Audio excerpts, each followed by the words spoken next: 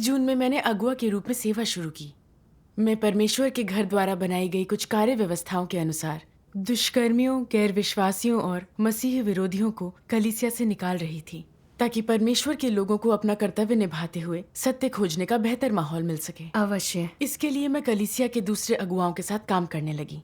एक कलीसिया में एक विशेष रूप से गंभीर समस्या थी। कुछ गैर विश्वासियों ने कलीसिया में पूरी गड़बड़ कर रखी थी। एक उच्च अगुआ ने मुझे इस मामले से निपटने को कहा और जल्दी ही वे इस बारे में मुझसे जानकारी मांगने लगे। मैंने हालात का जायजा नहीं लिया था, इसलिए कुछ कह नहीं सकी। मामले का शीघ्र निपटान ना होते देखकर अगुआ बेचैन हो गए और उन्होंने मुझसे बड़ी सख्ती से बात की। मुझे ये देखकर चिंता हुई कि मैंने जितना काम किया उससे वे ज्यादा खुश नहीं थे। क्या वो ये तो नहीं सोचेंगे कि मुझ में वह काम करने की काबिलियत नहीं थी? मुझे लगा कि समय गंवाए बिना मुझे समस्या से निपटना होगा ताकि मैं उन्हें निराश ना करूं। मेरी हालत भी बिल्कुल ऐसी ही थी। जब मैं कुछ हासिल नहीं कर पाती तो मुझे डर लगता कि मेरी बुरी छाप पड़ेगी। सबकी नज़रों में अपनी छवि सुधारने के लिए मैं जल्द ही कुछ करके दिखाना चाहती थी। बिल्कुल, मैं तुरंत काम खत्म करना चाहती थी, मगर कलीसिया की हालत जटिल थी। उसके अगुआ अभी हाल में चुने गए थे और वो कलीसिया में सबको नहीं जानते थे, तो जांच धीमी चल रही थी। फिर उच्च अगुआ ने जांच के बारे में फिर से पूछा। जब उन्हें पता चला कि काम नहीं हुआ है तो उन्होंने मेरी आलोचना की। कलीसिया का जीवन अभी भी अव्यवस्थित था क्योंकि गैर विश्वासी हटाए नहीं गए थे, तो उन्होंने इसे निपटाने का फिर आग्रह किया। इसके बाद मैंने अपनी समस्या पर गंभीरता से आत्मचिंतन नहीं किया, सिर्फ इतना सोचा कि कैसे चीजों को ठीक किया जाए। मैंने देखा कि अगुआ का ध्यान उस कलीसिया की समस्या पर लगा था। सब ठीक करने में देर हुई तो वे मेरे बारे में क्या सोचेंगे? क्या वे सोचेंगे कि मैं छोटा सा काम भी नहीं कर पाई, मुझ में काबिलियत नहीं, व्यवहारिक कार्य नहीं कर सकती? मैं बढ़िया प्रदर्शन करके ये जताना चाहती थी कि मैं वास्तविक काम कर सकती हूँ।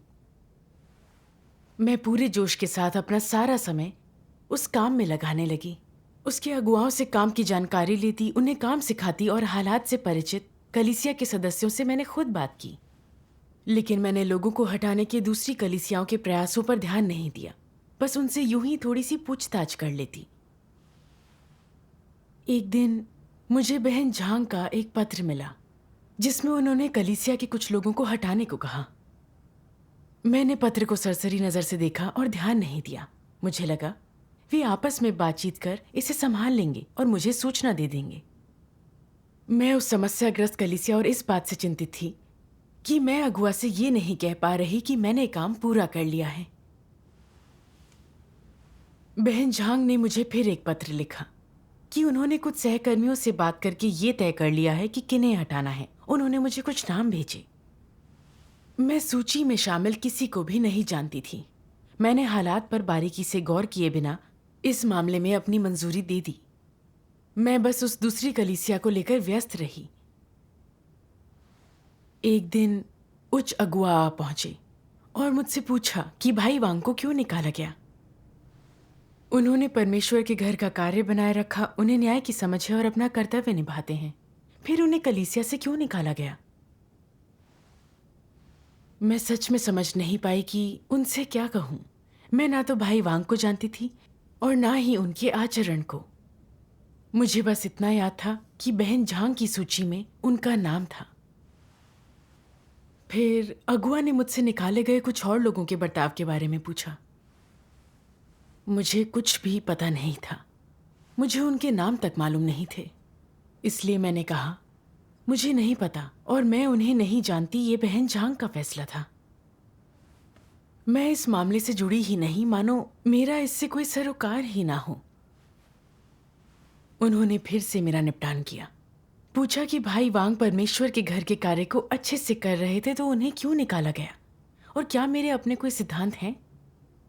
उन्होंने पूछा कि आप कलीसिया के अगुवाओं पर नजर क्यों नहीं रख रही थी जो लोगों को निकाल रहे थे और अपनी मनमानी कर रहे थे। इतने सवालों का सामना करके मेरे कठोर दिल में थोड़ी हलचल मची। मैं उस प्रोजेक्ट के लिए जिम्मेदार थी। लेकिन मुझे बाहर निकाले गए लोगों के बारे में कुछ भी नहीं मालूम था। क्या ये जिम्मेदारी संभालना था? मैंने अपनी नाकामयाबी स्वीकारी और माना कि मैंने अच्छा काम नहीं किया। फिर उन्होंने मुझसे काम दोबारा करने को कहा। लंबे समय तक मैं बेचैन रही, पर जानती थी कि मेरी काट छाट और निपटान परमेश्वर करवा रहा था। फिर भी मुझे कुछ अजीब सा महसूस हो रहा था और मैं दुखी रहती थी। अगुआ के इस सवाल के बारे में सोचती रहती, आपने अच्छे लोगों को क्यों निकाल दिया? परमेश्वर के घर से किसे बाहर निकालना चाहिए? क्या आपके कुछ सिद्धांत हैं भी? ये बातें मेरे दिमाग में बार बार गूंज रही थीं और मैंने खुद से पूछा, मैंने इतनी बड़ी बेवकूफ़ी क्यों की? ऐसा नहीं है कि मैं सिद्धांत नहीं जानती, तो फिर मैंने ये गलती कैसे की? मैंने इसकी पूछताछ क्यों नहीं की? मैं अभी भी उलझन में थी। मैंने कलीसिया के उस अगुआ को खोजा ताकि भाई वांग और दूसरों के मामलों की जांच कर सकूं। मैं वही गलती फिर से ना दोहराऊं, इसलिए मैंने निकाले जाने वालों की सूची का पूरा पुनरीक्षण करने का एक प्रयास किया। जल्दी ही मुझे भाई वांग के बारे में सबके आकलन मिल गए। कर्तव्य के प्रति उनका रवैया बढ़िया था, उन्हें न्याय की समझ थी, परमेश्वर के घर के कार्य को बनाए रखते थे, निकाले जाने के सिद्धांतों के अनुरूप नहीं थे। ऐसा ही लगता है। यह सब देखकर मुझे बुरा लगा और मैं बहुत अशांत हो गई। मैंने परमेश्वर में विश्वास रखने वाले भाई को निकाल दिया था। भले ही बहन झांग ने ये काम संभाला था, मगर अगुआ मैं थी, तो क्या उनके काम पर निगरानी ना रखकर मैं गैर जिम्मेदार नहीं थी? हाँ। हमने भाई वांग को उनका काम फिर से सौंप दिया। मैं जान गई थी कि इस मामले में मेरी काट छाट और निपटान सिर्फ एक छोटी सी गलती के कारण नहीं हुआ था, बल्कि मुझे सच में आत्मचिंतन करना था। मैंने परमेश्वर से प्रार्थना की, हे परमेश्वर, भाई बहनों का मेरी रिपोर्ट करना और उच्च अगुवाओं द्वारा मेरी काट छाट तुम्हारा धार्मिक न्याय था। मुझे इससे सबक सीखना चाहिए, लेकिन मैं नहीं जानती कि आखिर ये सबक क्या है। मुझे प्रबुद्ध करो कि मैं अपने भ्रष्ट स्वभाव की सच्ची समझ हासिल कर सकूं। आमीन। फिर मैंने कलीसिया के दूसरे सदस्यों के साथ अपना अनुभव साझा किया। उन्हें बताया कि अगुआ जिस कलीसिया के बारे में पूछ रहे थे उसमें मैं पूरे जोश से लगी थी और दूसरी कलीसियाओं को अनदेखा कर रही थी। ये कहते हुए मेरे दिल की धड़कन रुक गई। सफाई के काम में इतनी बड़ी गलती करना मेरे काम की जरा सी लापरवाही नहीं, बल्कि काम में गलत मंशा का होना था, सिर्फ अपनी शोहरत की परवाह करना था। उस मुकाम पर मैं अपने भ्रष्ट स्वभाव को थोड़ा बहुत जानने लगी। बाद में मैंने परमेश्वर के वचनों का एक वीडियो पाठ देखा। आइए अब उसे देखें। सर्वशक्तिमान परमेश्वर कहते हैं, मसीह विरोधी की मानवता की एक और विशिष्ट पहचान उनकी बेशर्मी के अलावा उनकी असामान्य स्वार्थपरता और नीचता है। वे कितने स्वार्थी होते हैं और इस स्वार्थपरता की शाब्दिक व्याख्या क्या है? अपने हितों से संबंधित किसी भी चीज पर उनका पूरा ध्यान रहता है।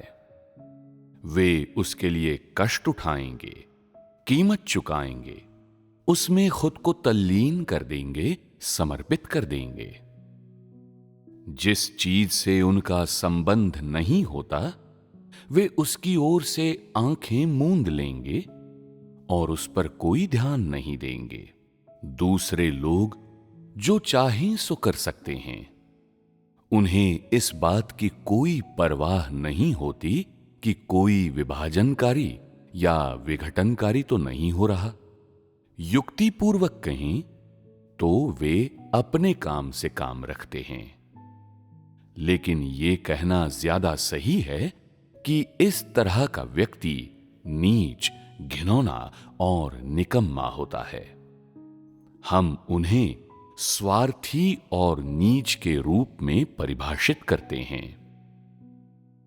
मसीह विरोधियों की मानवता की स्वार्थपरता और नीचता कैसे प्रकट होती है? जब कोई चीज उनकी हैसियत या प्रतिष्ठा से संबंधित होती है, तो वे अपना दिमाग इस बात पर लगा देते हैं कि क्या करना है या क्या कहना है। वे इधर उधर दौड़ने भागने से नहीं कतराते, बल्कि खुशी खुशी बड़ी मुश्किल का सामना करते हैं।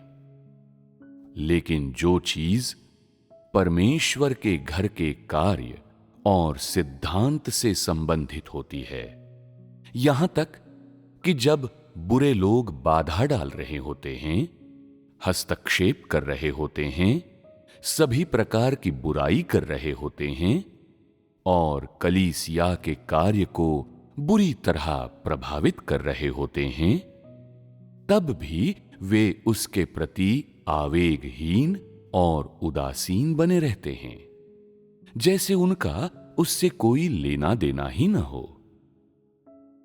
और अगर कोई इस बारे में जान जाता है और इसे उजागर कर देता है, तो वे कहते हैं कि उन्होंने कुछ नहीं देखा और अज्ञानता का ढोंग करने लगते हैं। जब लोग उनकी शिकायत करते हैं, उनकी सच्चाई उजागर करते हैं, तो वे आग बबूला हो जाते हैं। ये तय करने के लिए आनन फानन में बैठकें बुलाई जाती हैं कि क्या उत्तर दिया जाए। इस बात की जांच की जाती है कि किसने गुपचुप ये काम किया है, सरगना कौन है, कौन शामिल है। जब तक वे इसकी तह तक न पहुंच जाएं और मामला शांत न हो जाए, तब तक उनका खाना पीना हराम हो जाता है। कभी कभी तो ऐसा भी होता है कि उन्हें तभी खुशी मिलती है जब आरोप लगाने वाले के सहयोगियों तक को हटा दिया जाता है। यह स्वार्थपरता और नीचता का प्रकटीकरण है ना? क्या वे कलीसिया का काम कर रहे हैं? वे अपने सामर्थ्य और रुतबे के लिए कार्य कर रहे हैं और कुछ नहीं। वे अपना कारोबार चला रहे हैं। मसीह विरोधी व्यक्ति चाहे जो भी कार्य करें, वे कभी परमेश्वर के घर के हितों के बारे में विचार नहीं करते। वे केवल इस बात पर विचार करते हैं कि कहीं उनके अपने हित तो प्रभावित नहीं हो रहे, और केवल उन्हीं कामों के बारे में सोचते हैं जो उनके सामने होते हैं। परमेश्वर के घर और कलीसिया के काम ऐसी चीजें हैं जिन्हें वे अपने खाली समय में करते हैं और उनसे हर काम कह कह कर करवाना पड़ता है। अपने हितों की रक्षा करना ही उनका असली काम होता है। यही उनका मनपसंद असली धंधा होता है। उनकी नजर में परमेश्वर के घर द्वारा व्यवस्थित या परमेश्वर के चुने हुए लोगों के जीवन प्रवेश से जुड़ी किसी भी चीज का कोई महत्व नहीं होता। अन्य लोगों को अपने काम में क्या कठिनाइयां आ रही हैं, वे किन मुद्दों की पहचान करते हैं, उनके शब्द कितने ईमानदार हैं, मसीह विरोधी इन बातों पर कोई ध्यान नहीं देते। वे उनमें शामिल ही नहीं होते, मानो इन मामलों से उनका कोई लेना देना ही ना हो। वे कलीसिया के मामलों से पूरी तरह से उदासीन होते हैं, फिर चाहे वे मामले कितने भी गंभीर क्यों न हो। अगर समस्या उनके ठीक सामने भी हो, तब भी वे अनिच्छा से और लापरवाही से ही उसमें हाथ डालते हैं। जब ऊपर वाला सीधे उनसे निपटता है और उन्हें किसी समस्या को सुलझाने का आदेश देता है, तभी वे बेमन से थोड़ा बहुत काम करके ऊपर वाले को दिखाते हैं। उसके तुरंत बाद वे फिर अपने धंधे में लग जाते हैं। कलीसिया के काम के प्रति, व्यापक संदर्भ की महत्वपूर्ण बातों के प्रति वे उदासीन और बेखबर बने रहते हैं। जिन समस्याओं का उन्हें पता लग जाता है, उन्हें भी वे नजरअंदाज कर देते हैं और पूछने पर टाल मटोल करते हैं और बहुत ही बेमन से उस समस्या की तरफ ध्यान देते हैं। ये स्वार्थ और नीचता का प्रकटीकरण है ना? इसके अलावा वे चाहे कोई भी काम कर रहे हों, वे केवल यही सोचते रहते हैं कि क्या इससे उनका प्रोफाइल उन्नत होगा।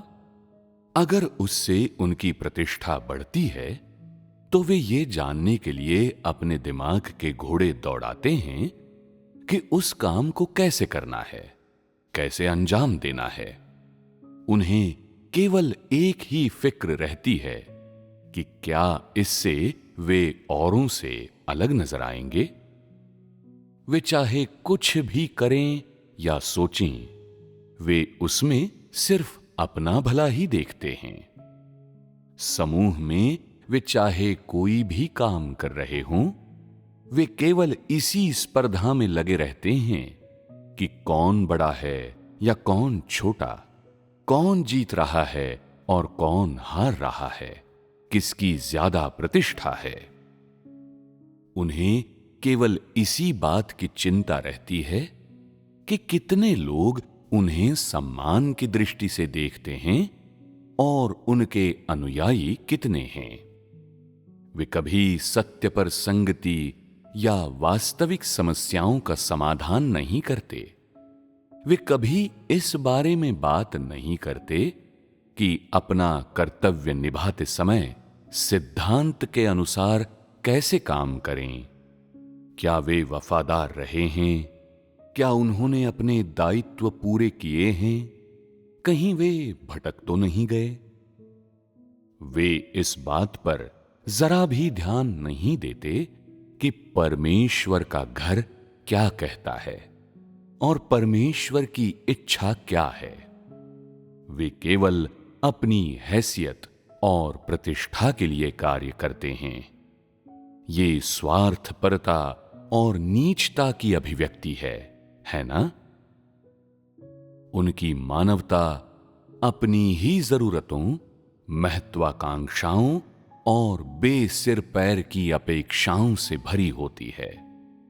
उनका हर काम अपनी ही महत्वाकांक्षाओं और आवश्यकताओं से नियंत्रित होता है। वे चाहे कोई भी काम करें, उनकी अभिप्रेरणा और शुरुआत अपनी ही महत्वाकांक्षाओं, आवश्यकताओं और बेसिर पैर की मांगों से होती है। क्या ये स्वार्थ और नीचता की विशिष्ट अभिव्यक्ति नहीं है? आमीन। ये मुझे आईना दिखाने जैसा था। वह सारी भ्रष्टता दिखा रहा था जिसे मैं अपने दिल में छुपाए बैठी थी। घिनौनापन, अनैतिकता, नीचता, ये वे तमाम अधम चीजें थीं जो मैंने अपने काम में दिखाई थीं। सफाई के दौरान देखने में तो मैं व्यस्त लगती थी, लेकिन मैं किस लिए कष्ट झेलूंगी उसका चुनाव कर रही थी। मैं सच्चाई से बोझ नहीं उठा रही थी। उच्च अगुआ बार बार मुझसे उसे कलीसिया में हो रही प्रगति के बारे में पूछते थे, इसलिए मुझे डर था कि काम ठीक से ना संभालने पर वे मेरी तरक्की करने पर पछताएंगे। उनके सामने अपनी अच्छी छवि बनाए रखने और उन्हें जताने के लिए कि मैं अपने काम में सच्चे नतीजे पा सकती हूँ, तो बस उस एक कलीसिया पर ही पूरा ध्यान दिया। उस कलीसिया के अगुवाओं से प्रगति की जानकारी लेकर उन्हें बस सिखाया ही नहीं, बल्कि उसके सदस्यों को समझा भी। मैं जल्द ही अच्छे परिणाम दिखाना चाहती थी ताकि मेरे अगुआ मुझे काबिल समझें। लेकिन मैंने दूसरी कलीसियाओं की प्रक्रियाओं में ज्यादा रुचि नहीं ली। बहन झांग से मिली लोगों के नाम की सूची देखकर भी मैंने एक सवाल तक नहीं पूछा। मैं नहीं जानती थी कि वे कौन हैं या वो उन्हें क्यों निकालना चाहती थी। मैं अगुआ से अपेक्षित सबसे बुनियादी निरीक्षण और निगरानी का काम भी नहीं कर पाई थी। परमेश्वर मसीह विरोधियों को स्वार्थ और रुतबे के लिए काम करने के लिए उजागर करता है। वे वह सब करते हैं जिनसे उन्हें दिखावा करने का मौका मिलता है। और जिससे उनके नाम और रुतबे को लाभ नहीं मिलता उसकी उपेक्षा करते हैं। वे ना ही परमेश्वर के घर के व्यापक कार्य की और ना ही उसकी इच्छा और अपेक्षाओं की परवाह करते हैं। काम में मेरी मंशा और बर्ताव को देखें तो मैं किसी भी तरह से मसीही विरोधियों से अलग कहाँ थी। यह सारा कलीसिया का कार्य था, इसलिए अगर सफाई का काम ठीक से नहीं हुआ तो इससे परमेश्वर के घर के कार्य पर बुरा असर पड़ेगा। लेकिन मुझे इस बात की चिंता नहीं थी, ना ही मैंने ध्यान दिया। बस यही सोच रही थी कि अगुआ को कैसे बताऊं कि मैंने काम कर लिया और उसकी स्वीकृति पा सकूं। मेरी नजर मेरे नाम और रुतबे पर ही थी। मैं उन प्रोजेक्ट में अपने प्रयास जोश के साथ लगा रही थी जिन पर अगुआ का ध्यान था। जिस काम पर उसने खास जोर नहीं दिया उस पर मैंने ध्यान नहीं दिया। परमेश्वर की इच्छा का जरा भी विचार नहीं था। मैं बहुत स्वार्थी और घिनौनी थी। अगर अगुआ मेरे काम की निगरानी नहीं करते, मेरा निपटान कर मुझे काबू नहीं करते, तो मैं काम में कुछ हासिल कर पाने वाले सच्चे विश्वासियों को निकालने देती। ये एक दुष्कर्म होता। मुझे व्यवहारिक काम ना करने वाला बहुत खराब अगुआ बना देता। मैं समझ गई कि मुझ में हर आयाम में कमी थी। अगुआ के रूप में सेवा करना, कामों की जिम्मेदारी संभालना परमेश्वर की ओर से मेरा उन्नयन और सुपुर्दगी थी। काम संभालते समय मैंने परमेश्वर के सामने शपथ ली थी कि मैं उसकी इच्छा का ध्यान रखूंगी, अपना कर्तव्य निभाऊंगी। लेकिन असलियत में मैं परमेश्वर को धोखा दे रही थी। इस बारे में सोचकर मुझे पीड़ा हुई और खुद को दोषी महसूस किया। मेरी आंखों से आंसू बहने लगे। स्वार्थी होने के लिए खुद से घृणा करने लगी। मैंने परमेश्वर को निराश किया था। मैं प्रायश्चित कर खुद को सच में बदलना चाहती थी। आमीन। परमेश्वर का धन्यवाद। आपकी संगति से मैं ये समझ पाई कि मैं परमेश्वर की इच्छा का ध्यान न रखकर रुतबे के पीछे भागती हूँ। ये सचमुच स्वार्थ है। तो आप आखिर इससे कैसे उबर पाई? मैंने परमेश्वर के वचनों का एक अंश पढ़ा। यदि कोई कहता है कि उसे सत्य से प्रेम है और वह सत्य का अनुसरण करता है, लेकिन उसका लक्ष्य हैसियत पाना, अपनी अलग पहचान बनाना, दिखावा करना, लोगों का सम्मान प्राप्त कर अपने हित साधना है और उसके लिए अपने कर्तव्य पालन का अर्थ परमेश्वर की आज्ञा का पालन करना या उसे संतुष्ट करना नहीं है, बल्कि प्रतिष्ठा, लाभ और हैसियत प्राप्त करना है, तो फिर उसका अनुसरण अवैध है। तदनुसार जब परमेश्वर के कार्य, कलीसिया के कार्य और परमेश्वर के घर के कार्य की बात आती है तो वे बाधा होते हैं या मददगार? स्पष्ट रूप से बाधा होते हैं। वे मदद नहीं करते। जो लोग कलीसिया का कार्य करने का झंडा लहराते हैं पर अपने लाभ और प्रतिष्ठा के पीछे भागते हैं, अपनी दुकान चलाते हैं, अपना एक छोटा सा समूह या साम्राज्य बना लेते हैं, क्या ऐसे अगुआ या कार्यकर्ता अपना कर्तव्य निभा रहे हैं? वे जो भी कार्य करते हैं वह परमेश्वर के घर के कार्य को बिगाड़ता है, बाधित और अस्त व्यस्त करता है। तो लाभ और प्रतिष्ठा के पीछे भागने की लोगों की विभिन्न प्रकृतियों को देखते हुए लोग चाहे कितने चुपचाप लाभ और प्रतिष्ठा के पीछे भागें, यह मनुष्य को कितना ही वैध लगे, चाहे वे कितनी ही बड़ी कीमत चुकाएं, अंतिम परिणाम परमेश्वर के कार्य को नष्ट करना, बाधित करना और निश्चय ही बिगाड़ना ही होता है। अपना कर्तव्य निभाते हुए वे परमेश्वर के घर का काम बाधित करते हैं और परमेश्वर के चुने लोगों के जीवन प्रवेश को भी बर्बाद करते हैं। इस तरह के काम की प्रकृति क्या होती है? वह है विघटन, रुकावट और हानि। क्या इसे मसीह विरोधी के मार्ग पर चलना नहीं कहा जा सकता? अर्थात अपने हितों के पीछे भागने वाले लोगों की समस्या यह है कि वे जिन लक्ष्यों का अनुसरण करते हैं वे शैतान के लक्ष्य हैं, जो दुष्टतापूर्ण और अन्यायपूर्ण हैं। जब लोग इन हितों के पीछे भागते हैं तो वे अनजाने ही शैतान का औजार बन जाते हैं। वे शैतान के लिए एक वाहक बन जाते हैं और तो और वे शैतान का मूर्त रूप बन जाते हैं। परमेश्वर के घर और कलीसिया में वे एक नकारात्मक भूमिका निभाते हैं। परमेश्वर के घर के कार्य के प्रति सामान्य कलीसियाई जीवन और कलीसिया में भाई बहनों के सामान्य लक्ष्य पर उनका प्रभाव परेशान करने और बिगाड़ने वाला होता है। इन सब पर उनका प्रभाव नकारात्मक होता है। आमीन। इनसे मुझे समझ आया कि अपने नाम और रुतबे के लिए काम करना और खुद के लिए उद्यम करना, अनिवार्य रूप से शैतान का नौकर बनना, परमेश्वर के घर के कार्य में बाधा डालकर उनकी इच्छा के मार्ग के आड़े आना था। अपनी करतूतों पर आत्मचिंतन करके मैं समझ गई कि परमेश्वर ने मेरे व्यवहार के सार को उजागर किया है। अंत के दिनों में परमेश्वर लोगों को किस्म के अनुसार अलग कर रहा है। कलीसिया की सफाई परमेश्वर के घर में गैर विश्वासी और दुष्कर्मी घुसपैठियों को निकालने के लिए की जाती है। वे सच्चा विश्वास नहीं रखते, न सत्य का अनुसरण करते हैं, न ही अपना कर्तव्य ठीक से निभाते हैं। इसलिए अगर वे कलीसिया में रहे तो वे भाई बहनों के जीवन प्रवेश में आड़े आएंगे या दुष्कर्म से परमेश्वर के घर का कार्य बाधित करेंगे। सफाई का काम कलीसिया को स्वच्छ करने के लिए है, ताकि सच्चे विश्वासियों को अच्छा माहौल मिले और वे सत्य का अनुसरण कर सकें, सत्य को जल्द सीख सकें और आस्था की सही राह पर चल सकें। परमेश्वर उन्हें बचाता है जो खुशी खुशी उसके लिए खपते हैं, लेकिन जो घुसपैठिए शैतान के साथी होकर परमेश्वर का आशीष पाना चाहते हैं, उन्हें उजागर कर हटा दिया जाता है। यही परमेश्वर की धार्मिकता है। हाँ, सफाई का काम वास्तव में कलीसिया के लोगों से पेश आने के सिद्धांतों और परमेश्वर के धार्मिक स्वभाव को दर्शाता है। मैं समझ गई थी कि मैंने परमेश्वर की इच्छा का ध्यान नहीं रखा, बल्कि हमेशा अपने नाम और रुतबे की रक्षा करने की सोची। मैं ऐसे कामों को लेकर उदासीन थी जो मेरे उद्देश्य में मददगार नहीं थे। परमेश्वर के घर के कार्य को बनाए रखने और अपना कर्तव्य निभाने वाले न्याय संगत लोगों को यूं ही निकाल दिया गया। यह कर्तव्य निर्वहन कैसे हुआ? क्या यह परमेश्वर के विरुद्ध काम करना नहीं था? मैं अपने काम में गैर जिम्मेदार थी। बहन झांग को अपनी मर्जी से लोगों को निकालने और कुछ दुष्कर्मियों को कलीसिया में रहने दिया, पर दिल से काम कर रहे परमेश्वर के घर के कार्य को बनाए रखने वाले कुछ चुने लोगों को निकाल दिया। क्या मैं शैतान के नौकर की तरह परमेश्वर के घर के कार्य को बाधित नहीं कर रही थी? क्या मैं लोगों को नुकसान नहीं पहुंचा रही थी?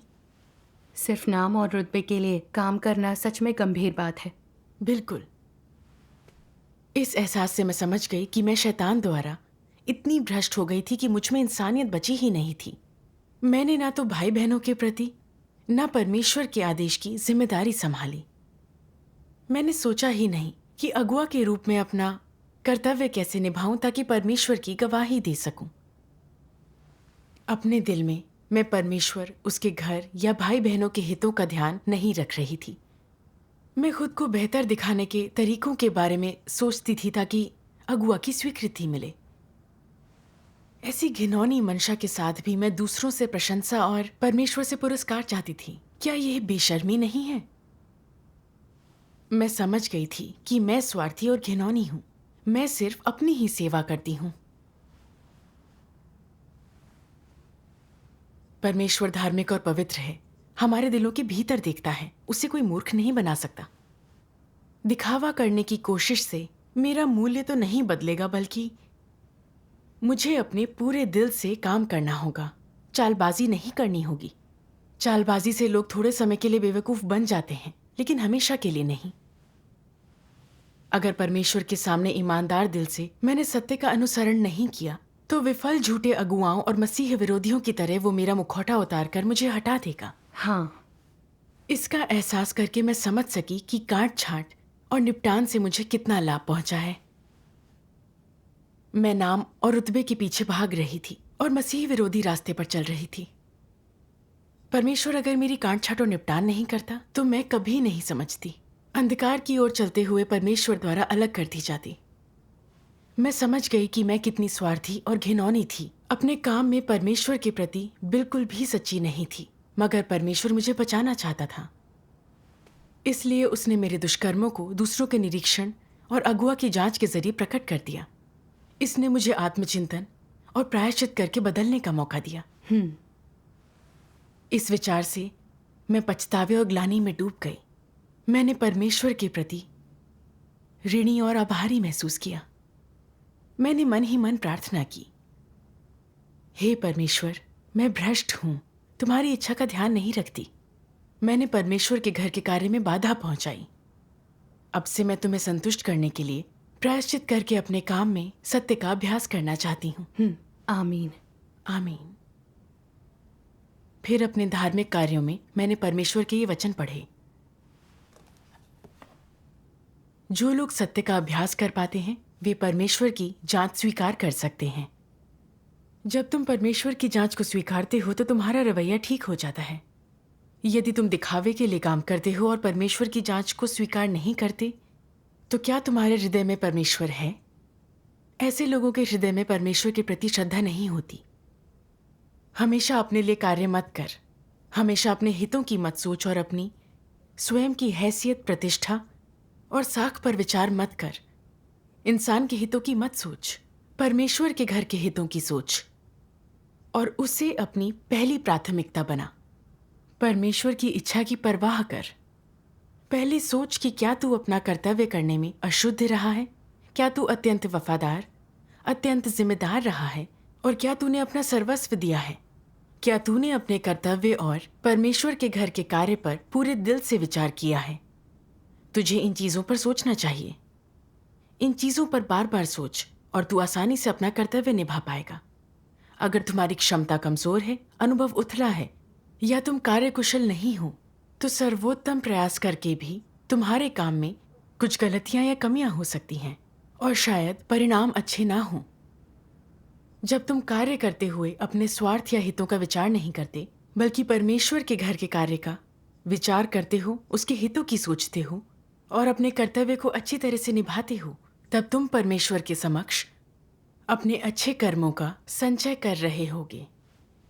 जो लोग ये अच्छे कर्म करते हैं, ये वे लोग हैं जिनमें सत्य की वास्तविकता होती है। इन्होंने गवाही दी है। यदि तू हमेशा देह के अनुसार जीते हुए अपनी स्वार्थी इच्छाएं पूरी करता है, तो ऐसे व्यक्ति में सत्य की वास्तविकता नहीं होती। यह परमेश्वर को लज्जित करने का चिन्ह है। आमीन। आमीन। परमेश्वर का धन्यवाद। काम ढंग से कैसे करें, इस बारे में परमेश्वर के वचन बिल्कुल स्पष्ट हैं। बिल्कुल। इनसे मैं समझ सकी कि सत्य का अभ्यास करने के इच्छुक सच्चे विश्वासी परमेश्वर की जांच स्वीकार कर सकते हैं। वे प्रशंसा चाहने या दूसरों को खुश करने में नहीं लगे रहते या नाम और रुतबे के पीछे नहीं भागते, बल्कि परमेश्वर के घर के कार्य के हितों की रक्षा करते हैं और उसका आदेश दिल से पूरा करते हैं। किसी भी सृजित प्राणी को बस यही करना चाहिए। ये पवित्र आत्मा का कार्य हासिल करने और परमेश्वर का आशीष पाने का एकमात्र मार्ग है। आमीन। आमीन।